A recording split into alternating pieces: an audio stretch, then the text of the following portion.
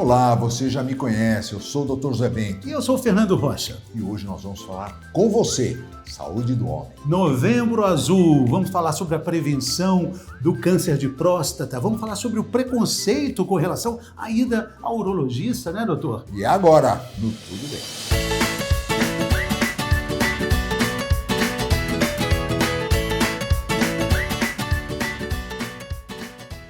E hoje nós estamos com um convidado muito especial, o Dr. Guilherme, estamos no Novembro Azul. Dr. Guilherme Leme é urologista. E daqui, né? Da clínica aqui. Dessa casa, Dessa exatamente. Casa. Aqui é a minha segunda casa, né? Eu sempre falo, já são 9 anos aqui nessa parceria. E uma casa da época do Baronato de Café, totalmente conservada, um ambiente ótimo. Quando a gente começou aqui, uma clínica muito voltada para homens. A minha esposa sempre dizia que aqui parecia até um escritório de advocacia pelo ambiente e tal. Para mim o maior prazer profissional meu é estar presente aqui todos os dias. E a gente está assim, ainda nesse Novembro Azul, né? Esse Novembro cruzeirense, né, doutor Zé Bento? Todo azulado, né? E vamos fazer uma pergunta difícil para o doutor Guilherme, que eu sei que é difícil, porque a gente fez a pergunta e ele falou que essa é a pergunta difícil. Você sabe qual é a pergunta? Eu sei. Por que é tão difícil trazer o homem consultar um urologista?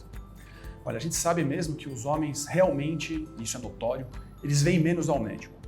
Não só eles vêm menos ao médico, mas existe uma tendência cultural já do homem ter uma maior resistência para cuidar da própria saúde. Eu tenho uma teoria. Eu entendo que as meninas, elas amadurecem mais rápido, elas vão ao ginecologista numa fase muito precoce da vida, elas vão jovens. O menino, ele continua sendo menino por muitos anos. Demora muito mais para o menino se tornar homem, se tornar um rapaz maduro. E acho que isso acaba realmente facilitando essa cultura que infelizmente ainda existe, do homem ter mais dificuldade de procurar ajuda médica. Eu acho que vem diminuindo isso, mas ainda é marcado. Os números são bastante evidentes, a gente tem aqui a pesquisa da nossa produção. Olha só, pelo Sistema Único de Saúde, considerando a área ginecológica e a área urológica, da urologia, são 6 vezes mais atendimentos na área da ginecologia do que na urologia. 6 vezes mais as mulheres vão ao médico. Mas é cultural isso. Você tem um casal de filhos. Quando esse casal de filhos faz 14 anos, 13 anos, o marido, o pai, fala assim para a esposa: já levou a nossa filha ao ginecologista? E o rapaz?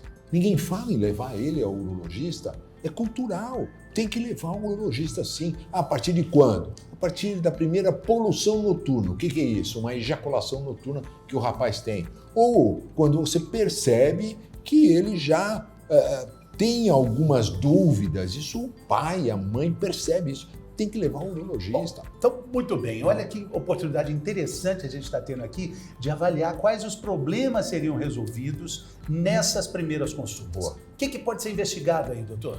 Olha, mais do que investigação, acho que o maior papel que um urologista pode oferecer para um adolescente é com relação à própria informação. Ensinar como se prevenir, como prevenir doenças sexualmente transmissíveis, coisas que, no meu modo de entender, poderiam até ser ensinadas na escola. Como o menino faz para colocar um preservativo, são coisas que muitas vezes os pais têm dificuldade de abordar com o filho. Até o próprio pai pode sentir dificuldade de ter essa conversa com o filho. Nem sempre essa é uma conversa fácil. E isso é algo que o urologista ele está qualificado para oferecer para o jovem. E olha só que interessante. Um adolescente que teve essa iniciação de informação e de saúde, qualidade de vida, ele vai ter ali internalizado o autocuidado. Então, quando a gente falar de câncer de próstata, quando a gente falar de Novembro Azul, naturalmente, esse adolescente, já adulto, vai dizer: ok, vamos lá. Isso né? aí, exato. Então, nós ele estamos falando aprendeu de cultura. O início, cultural. E acho uma coisa importante falar, o adolescente precisa saber sobre masturbação. E é feio? Não é feio? Faz mal? Não faz mal? Não, faz mal ou não? E faz mal ou não? Não faz mal. Masturbação não faz mal para ninguém, como qualquer outra coisa na vida, quando feito com equilíbrio. Quando não é algo que está retirando a pessoa do seu desenvolvimento normal ou quando não está alterando o seu comportamento. Na imensa maioria das vezes, não há problema algum. É um tema importantíssimo e, no meu modo de entender, faz parte também do grande quadro de temas que o urologista pode abordar com o adolescente. O senhor acha que os quadros altos de casos de câncer de próstata estão ligados a essa ausência do homem nos consultórios? Não só eu acho, isso é notório e é conhecido na literatura médica. Existiu uma época nos Estados Unidos que houve um movimento que favorecia com que os homens não realizassem os exames periódicos de próstata. Houve uma corrente que apontou que isso talvez pudesse levar a excessos no diagnóstico, muito gasto na área da saúde. Então, teve uma época nos anos 90 em que o homem foi desestimulado a fazer a sua rotina de próstata nos Estados Unidos. E a gente sabe hoje, agora que o tempo passou e a gente consegue analisar os dados, que essa foi uma época em que a incidência de casos de câncer de próstata aumentou muito, principalmente nas formas graves, porque elas não foram diagnosticadas mais cedo, que é a principal chave para você conseguir evitar os problemas, diagnosticar as coisas cedo. E Guilherme, o que mais leva o homem ao consultório do urologista? Olha, isso depende muito de urologista para urologista, mas de modo geral, hoje eu acho que o check-up de próstata é um grande motivador para que o homem procure o médico. E isso se deve principalmente ao sucesso que vem dessas campanhas como a campanha do Novembro Azul. E o medo, né? Vamos falar de alguns sintomas que são mais frequentes, como por exemplo, aquele jato fraco, né? O maior problema do câncer de próstata, não só do câncer de próstata, mas eu diria que de todas as doenças neoplásicas, o maior problema é que o câncer de próstata é uma doença majoritariamente silenciosa. Então é uma doença que não causa sintomas. Os sintomas eles só começam a aparecer em situações de extremo avanço. Sangramento na urina, o próprio desconforto para urinar numa situação de câncer de próstata, habitualmente já é um indicativo de doença avançada. Então, o maior desafio da campanha do Novembro Azul é fazer com que o paciente procure o médico antes que hajam sintomas. Por isso que a campanha é tão importante, porque ela precisa entrar embaixo da pele das pessoas e fazer com que elas procurem o médico sem sentir nada. É aí que mora a chave do sucesso. Sim, é aí que esse câncer vai ser tratado, identificado quanto antes. Exatamente. Né? No caso de operação também, da cirurgia, é uma cirurgia feita com mais segurança com o passar dos anos, né? Estou um pouco nostálgico essa semana, eu fiz 20 anos de formado agora segunda-feira.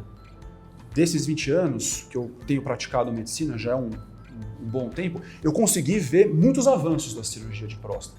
Na época que eu me formei, era uma cirurgia trabalhosa, complicada, que gerava problemas para o homem. Hoje é uma cirurgia muito mais segura. Ela é feita com equipamentos mais modernos, hoje a cirurgia é feita com uso de assistência por robô, sistemas de videolaparoscopia, são cirurgias muito mais seguras que podem realmente estabelecer um quadro de saúde para o homem. E o recado fica dado, quer dizer, quanto mais cedo você diagnosticar um câncer de próstata, mais você se livra, mais rápido você se livra dessa doença e pro resto da vida, quer dizer, não vai morrer disso. Bom, doutor Guilherme, quero te agradecer demais, dar os parabéns pelos 20 anos de formado, obrigado por ceder a casa aqui, maravilhosa. É a nossa casa. E o senhor também está sempre em casa aqui conosco, né, doutor? É isso aí. Eu me sinto em casa aqui. Muito obrigado. Muito obrigado, valeu. Muito obrigado.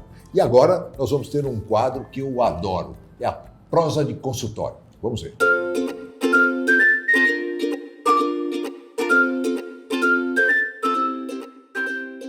Uma história que marcou a minha atividade como cardiologista no consultório foi ter tido a oportunidade de atender um paciente que acabou virando um amigo próximo. Depois de uma das fases mais delicadas da vida dele, ele tinha sido acometido por um infarto, foi atendido no hospital prontamente, fizeram o tratamento com o implante do stent, aquela molinha para desentupir o vaso que tinha sido obstruído. E logo depois da alta ele começou a experimentar sintomas de depressão. Estava triste, tinha perdido vontade de fazer grande parte das atividades que ele tinha, sempre foi muito ativo. Tínhamos uma afinidade maior porque ambos gostam muito de futebol. E quando ele chegou até o consultório, ele dizia que grande parte da felicidade dele tinha ido embora, porque ele já não podia mais jogar bola e que isso às vezes tirava até a vontade dele de estar junto das pessoas, de confraternizar, de ter aquela pelada que ele tinha com os amigos e ficava tendo bate-papo depois, que fazia muito bem para a saúde mental dele, inclusive. O que a gente tem que lembrar para sempre reforçar para o nosso paciente é que toda vez que a gente é acometido por algo ruim, como aconteceu com ele, talvez aquela seja uma boa janela de oportunidade para que ele possa mudar algumas questões que são fundamentais na promoção da saúde. E no caso dele, infelizmente, quando ele saiu do hospital, a principal informação que foi dada para ele era que ele não podia mais fazer nenhum esforço que colocasse em risco o coração dele.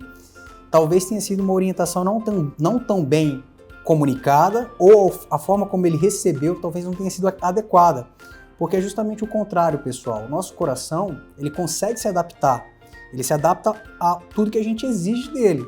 Obviamente você não vai pegar um coração que acabou de ser adoentado e colocar para fazer um esforço muito desproporcional ao que ele aguentaria, mas a gente faz uma coisa chamada de reabilitação cardiológica, e que a ideia é que justamente ele seja provocado a não ficar na inércia. Ele tem que fazer atividade física para recuperar aquilo que ele perdeu de função, para tentar voltar a estimular vasos para se proliferarem e compensar a região que de repente teve um vaso comprometido, e a ideia era justamente outra. Depois desse bate-papo inicial, a gente fez alguns exames para avaliar como estava a saúde dele de uma forma global. A própria testosterona dele também não estava muito bem. Lembrando da saúde masculina, isso é um fator importante a gente avaliar. A gente sabe que testosterona baixa em homens também está relacionada a pior prognóstico cardiovascular. A gente conseguiu oferecer para ele não somente uma terapia voltada para restabelecer as normalidades que ele precisava de níveis de hormônios, junto com a saúde mental dele que estava abalada, também uma orientação em relação à função nutricional, à dieta, à atividade física. E hoje a gente teve a surpresa de bater um papo e ver como a vida dele mudou. Daquele momento que ele estava triste por não mais fazer as suas atividades, hoje ele está novamente jogando futebol, como ele sempre gostou, recuperou força física, recuperou massa muscular e agora tem a vontade de sair de casa para fazer coisas novas que antes ele nem fazia. Mudou a alimentação, mudou o estilo de vida e principalmente a saúde emocional, que impacta demais na nossa saúde como um todo.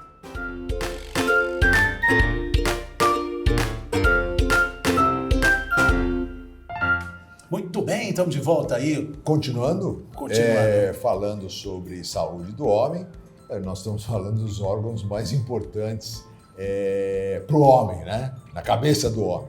Primeiro, nós falamos sobre os genitais, o urologista, Dr. Guilherme.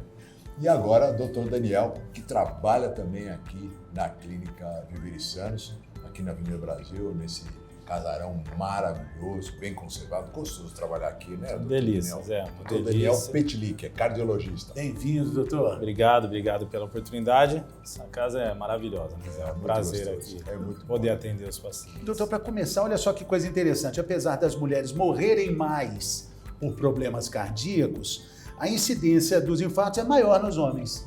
Isso também reflete com o cuidado menor que os homens têm com a saúde cardíaca? São dados interessantes, né? A gente já discutiu até no outro programa que as mulheres, elas têm uma proteção ao longo da vida fértil, né? Que é a questão hormonal, que faz com que as doenças cardiovasculares comecem mais tardiamente. Eu diria que eles talvez infartem antes que as mulheres, né? E tem um dado importante, as mulheres já têm a rotina de ir ao ginecologista desde cedo. Então, um bom ginecologista, né, como o Zé, está sempre alertando da questão nutricional, na questão de atividade física. Então, elas têm essa vantagem competitiva, podemos dizer assim, em relação aos homens. E se os homens, eles saem do pediatra aos 14 anos, talvez vão procurar o médico quando sentem alguma coisa depois dos 40.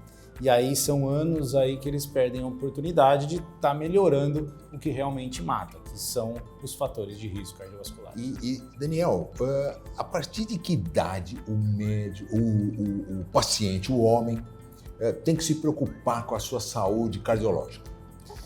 Eu sempre falo que assim, saiu do pediatra, é importante ter um médico. Você tem que ter um médico para chamar de seu. Isso faz diferença, os estudos mostram que quem tem um médico morre menos.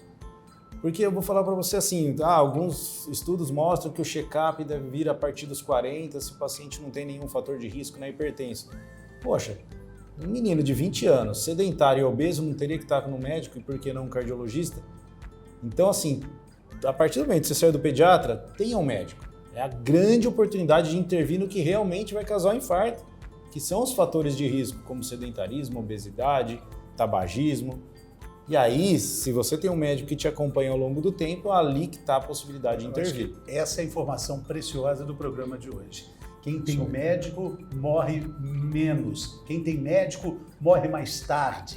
Né? É essa informação. E para os homens, que é o tema do programa de hoje, é importante dizer, depois de uma certa idade, o cardiologista vai ser meio que o tutor ali de tudo, né, doutor? Exato. Principalmente ele vai acompanhar tudo, né? Para os homens, sem dúvida.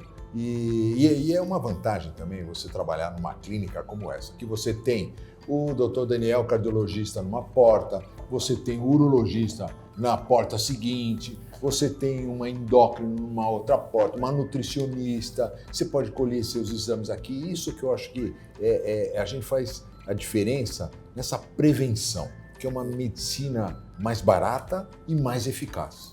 Essa é uma grande vantagem, né? Eu sempre falo aos meus pacientes que eu sou o gestor da saúde.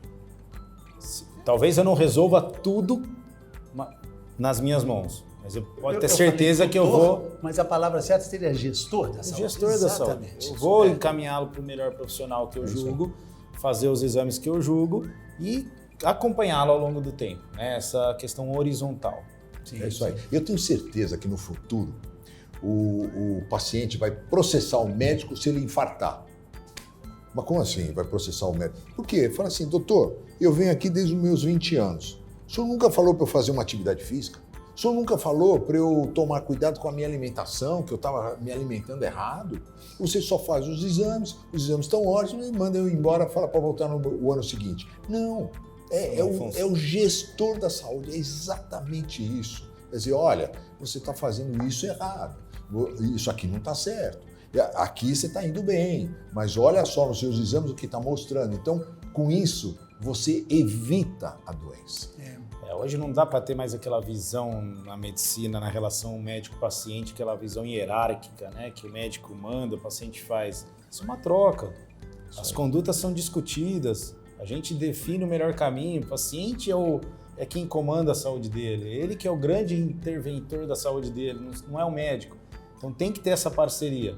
E isso só se consegue conquistando ao longo de um período. E a gente está vendo aqui, a gente está discutindo nesse Novembro Azul que o homem é mais displicente com os cuidados dos seus exames. Estamos falando da importância do câncer de próstata, mas agora estamos falando da saúde cardíaca. Nesse ponto também existe uma displicência, até mesmo de pessoas que já sofreram um evento de infarto, e aí tem aquele momento de santidade, aquele momento ali de salada com frango de batata, com frango ensopado, aquele frango cansado, aquela coisa.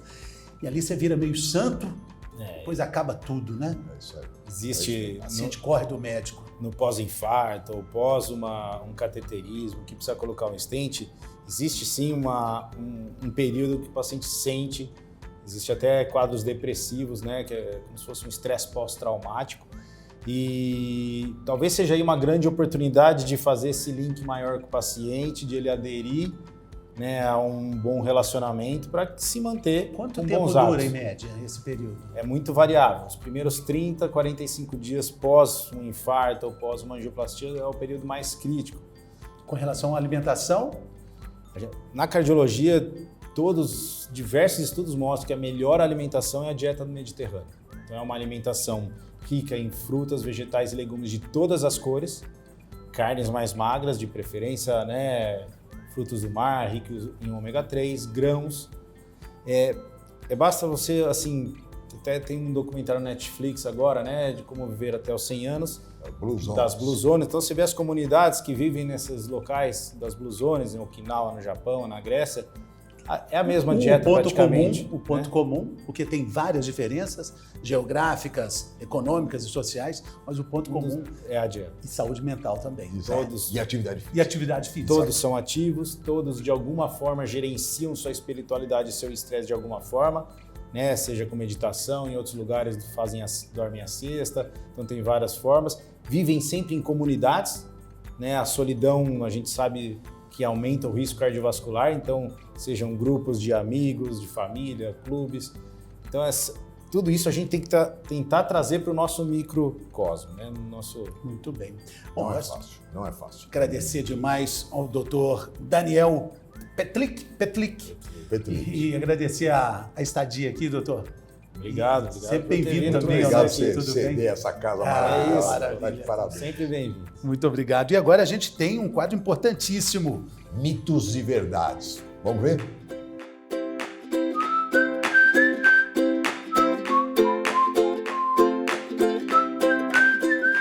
Câncer de próstata causa impotência no homem? Não, isso é um mito. O câncer de próstata não é uma causa de impotência no homem. O que acontece é que quando o câncer de próstata precisa de um tratamento mais agressivo, quando ele é diagnosticado numa etapa mais tardia, às vezes os tratamentos podem comprometer um pouco a potência. Mas isso não tem que ser um motivo para o homem deixar de procurar ajuda. Pelo contrário, quanto mais precoce for o diagnóstico, caso o homem tenha câncer de próstata, maior é a chance do tratamento não causar nenhum tipo de problema com a potência. O diagnóstico precoce do câncer de próstata pode ser feito de uma maneira muito simples. Procure o seu médico urologista. O médico urologista é qualificado para definir a melhor forma para você fazer o seu rastreamento. Seja isso através do exame de sangue, do exame de imagem ou do toque de próstata.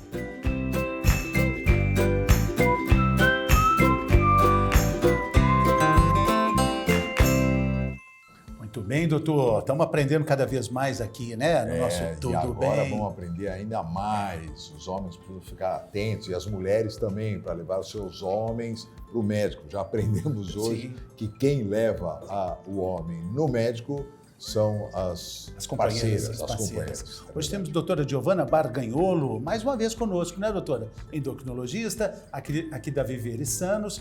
E a gente vai falar sobre hormônios. Nossa, tanta coisa para falar, né? Um Nossa. universo de informações. Doutora Giovana é endocrinologista aqui da Clínica Viver e Sanos. Essa clínica foi criada para ser uma clínica masculina, para atender os homens principalmente. Então, por isso que tem o Dr. Guilherme, que é o urologista, o cardiologista, o Dr. Daniel, e a gente tinha que colocar aqui uma endocrinologista também. A doutora Giovana já está com a gente há quanto tempo, Giovana? 2016. 16, puxa, faz 7 tempo. anos. 7 anos já.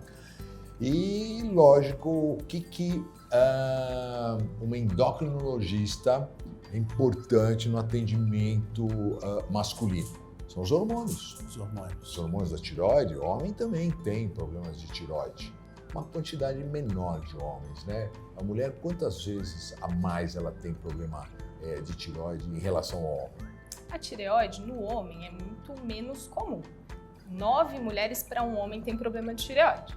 Mas os homens podem ter outros problemas, como, por exemplo, a menopausa masculina. Vocês sabiam que existe? Menopausa masculina. Legal, né? Um assunto legal para falar hoje. Uma diminuição na quantidade de hormônio, e isso o homem também tem. E quais são os sintomas? Nossa, primeiro, perda de interesse sexual na vida, o homem fica mais deprimido, mais cansado.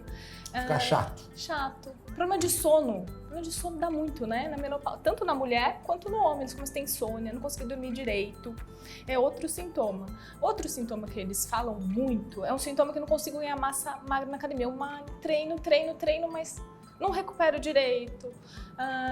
Não puxo o peso que eu conseguia quando eu era mais jovem. Então, isso tem tratamento, né, Zé? É a sarcopenia. Nós estamos falando de que idade? 45 mais, 50 mais, o que vocês daí. acham? Agora, o que eu noto é que, por que a mulher procura tanto o ginecologista quando tem essa diminuição hormonal? Porque a diminuição hormonal é rápida na mulher. Então, sintomas de um dia para a noite. Fogacho, essa insônia, aumento de peso, irritabilidade, secura vaginal, perda de interesse, libido, diminui. Então a mulher procura. Agora, o homem não. A diminuição é vagarosa. E ele vai ganhando barriga. Vai ganhando barriga. Vai ficando um pouco mais cansado. Perna fina, barriga grande, peitinho. À noite não dorme direito, já acorda ruim. Chora no comercial de margarina. Exatamente, fica emotivo. Aquele cara que não quer sair da televisão, não quer ir mais dançar. Eu tive vários pacientes que se separaram por causa disso o marido não acompanhava. E a mulher já fazendo a reposição? Já fazendo a reposição, falava para ele, vamos dançar, vamos sair, vamos no cinema, vamos no shopping, a vida está acontecendo. Não. E ficava em casa, vai você. Ela acabou arrumando um companheiro. Eu sempre falo, se trata um, tem que tratar o outro. Sim, se a mulher sim. me pede reposição hormonal, ok, cadê o seu marido? Ele tá precisando. Ah, tá. Sempre precisa. De tudo isso que a gente está falando aqui, nós estamos falando da testosterona, né? Desse hormônio tão precioso para os homens. Existe uma medida, existe um número mágico aí para a gente alcançar nesses exames de rotina? Ou a medida é individualizada? Então, a testosterona é um exame de sangue que o homem deve colher principalmente pela manhã, onde a gente tem o pico hormonal natural, e é um hormônio muito fidedigno. Então, a gente dosa no sangue e vai ver, a gente vê se está faltando ou se não está faltando. Se estiver abaixo de 200, de 250, esse homem vai se beneficiar muito do tratamento. Vai infartar menos, vai se sentir muito melhor, vai ter melhor saúde óssea, vai ter menos sarcopenia, então os músculos vão estar melhores. Então, para esse homem, vai ser muito bom, tem que tratar. Entre 250 e 350, a gente fala, trato somente quem tiver sintoma. E a sintomatologia é a coisa mais importante do tratamento hormonal. O paciente tem sintoma, a gente trata. O paciente não tem sintoma, a gente pode falar, te reavalio daqui a um tempo. Por isso que é tão importante voltar no médico e ver daqui a um ano. Eu tô melhor, não tô melhor? Acho que nesse momento da minha vida eu vou tratar, não vou tratar? Então a gente sempre reavalia. É engraçado porque muitas vezes o sintoma é o mais importante, mas muitas vezes eu falo para a paciente, olha, ela fala, olha, a minha última menstruação faz mais de um ano. Então, poxa, terminou mesmo a quantidade de hormônios, você está com algum sintoma? Se não sinto nada. Sente nada? Como está o sono? Estou com dificuldade para dormir. E o peso? Então, como está difícil, viu, perder peso. E secura vaginal, está sentindo? Nossa, mas olha como é difícil ter relação. Quer dizer, ela tem sintomas, ela não sabe quais são os sintomas dessa diminuição hormonal. Porque isso, com o homem, então, você falar em hormônio, ele acha que é só quando ele tem dificuldade de ereção. Nós não falamos aqui em dificuldade de ereção.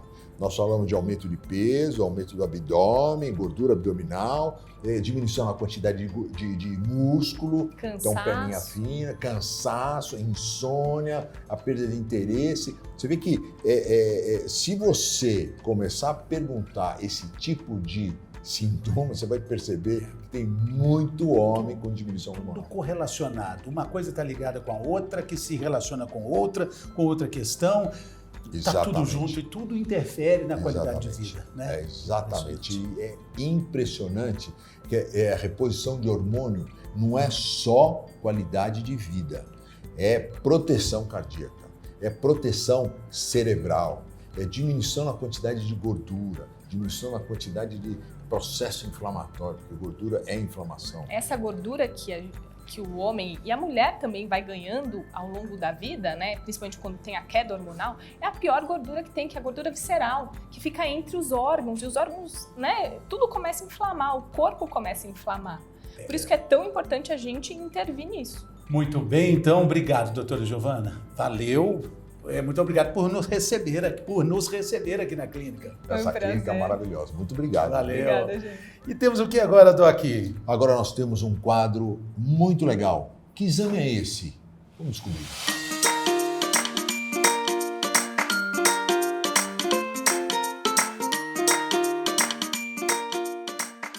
Um exame fundamental numa avaliação cardiológica é o ecocardiograma. O que seria esse exame?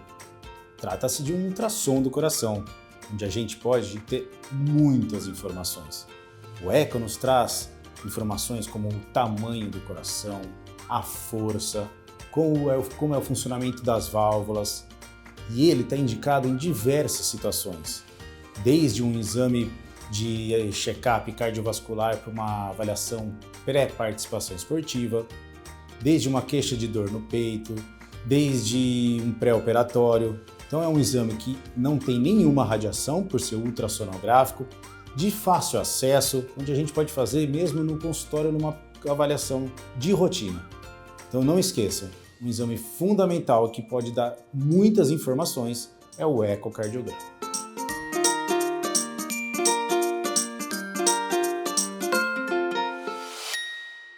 Nosso programa fica por aqui, então. Curta, divulgue, compartilhe. Isso, olha, compartilha, dê o like, mas a gente fica por aqui, mas também volta por aqui, sempre contando com a sua presença, com a sua companhia e seu compartilhamento dessas informações tão importantes, né, doutor? E lembre-se sempre, tá tudo bem.